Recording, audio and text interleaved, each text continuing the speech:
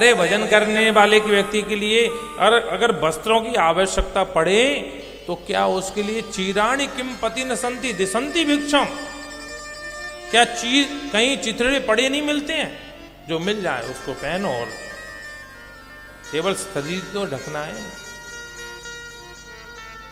अगर भूख लगे तो वृक्षों ने फल देने मना कर दी हैं क्या, वृक्षों से फल ले लो। जंगल में आज भी जंगल में कई वस्तुएं मिलती हैं जिससे यापन हो सकता है।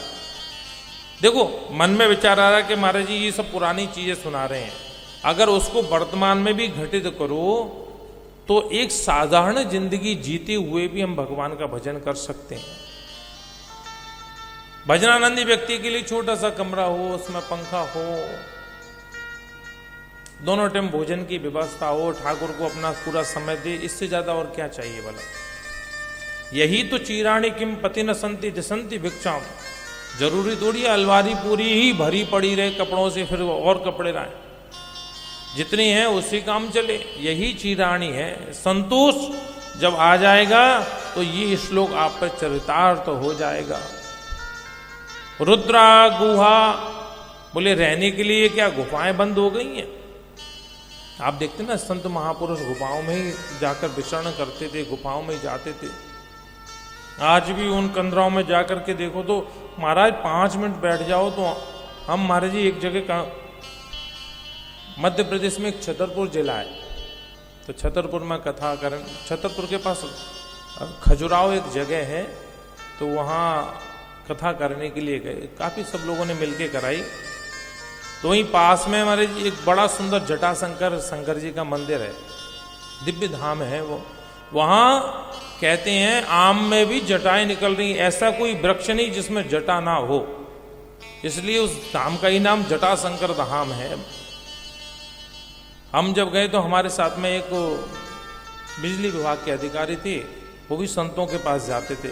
बोले महाराज आपको एक संत के पास लेके चलते हैं। हमने कहा चलो। तो पहाड़ पे ऊपर गए तो केवल 2 कमरे बने थे। हमने कहा महाराज जी कहाँ हैं? बोले वो अंदर पहाड़ के। ये तो हमारी अभी कुछ 4-6 साल पहले ही गए थे हम, तो उसमें कैसे जाया जाता? महाराज जी ऊपर से नीचे कम से कम 20 फीट अंदर पहाड़ के अंदर गुफा में गए, और जैसे ही अंदर गए जाकर देखा तो एक विशाल, ये ऐसे हॉल 3 बन जाए इतनी बड़ी गुफा थी पहाड़ों की। उसमें भी शंकर जी का मंदिर छोटा सा बना हुआ था। हमने कहा महाराज श्री नहीं दिख रहे हैं, लोग बाग आते, बिजली लगी थी, ऊपर से कुछ नहीं, पहाड़ एकदम। बोले माँ आपको अंदर और चलना पड़ेगा। अंदर गए तो एक इतना बड़ा हॉल ही बन जाए उतनी जगह और। हमने कहा महाराज आज भी यहां भी नहीं है। बोले और थोड़े आगे। महाराज जी वहां जब और आगे गए तो शरीर में पसीना आ गया, क्योंकि वहां वायु का संचार ही नहीं था। और जब पहुंचे तो एक छोटा सा करीब 20 बाई 20 का एक इतना गुफा होगी, वहां छोटा सा पीतंबरा माँ का मंदिर बना रखा था, मार्बल का, इतनी सी मूर्ति थी।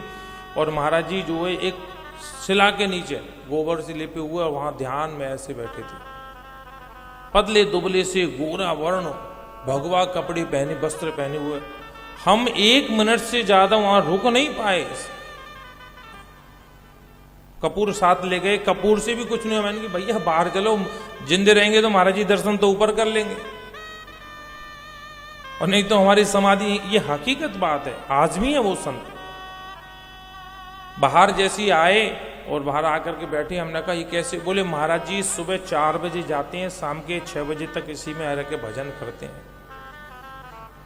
तो हमें तुरंत याद आया, कहते हैं ना रुद्रा गुहा के मुझे तो क्या भजन करने के लिए गुफा नहीं है।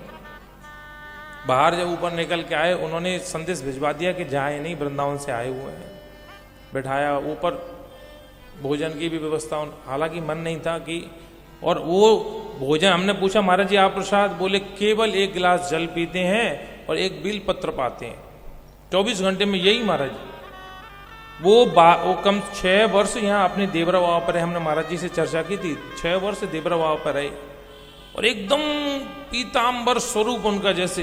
क्योंकि जो व्यक्ति जिस देव की आराधना करता है ना, उस देव के रूप स्वरूप लक्षण उसमें आने ही लग जाते हैं। प्रेम से बोलो राधे राधे। आते हैं कि नहीं आते हैं? अरे आप अपने आप को ही देख लो, आप चैन बिहारियों की जो इतना लाड़ लड़ाती हो, तो कहीं ना कहीं कुछ ना कुछ तो उनसे मिलता ही है आपको।